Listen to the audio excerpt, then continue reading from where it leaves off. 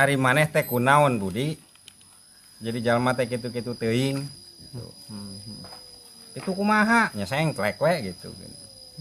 cuk manehna teh meni pede pisan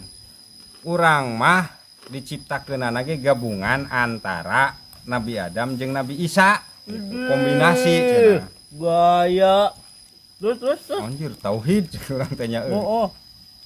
terus maksudna kumaha eta gitu nya kieu gitu ari Nabi Adam mah kan diciptakan dari tanah liat ari urang mah diciptakan tina tanah sengketa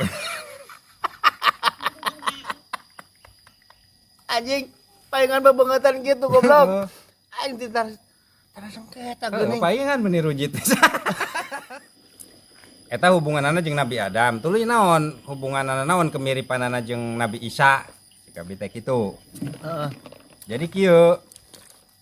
ari Nabi Isa kan tanpa bapaknya nah, ku Allah ditiupkeun naonnya Ruhul Kudus apa naon labisi salah nu puguh mah roh suci nya melalui malaikat Jibril teh gitu tah Nabi Isa mah kitu ari uing mah ditiupkeunana roh gentayangan gitu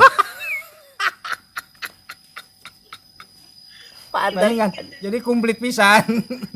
geus awakna tina tanah sengketa gitu jiwana tina roh gentayangan gitu roh gentayangan nah,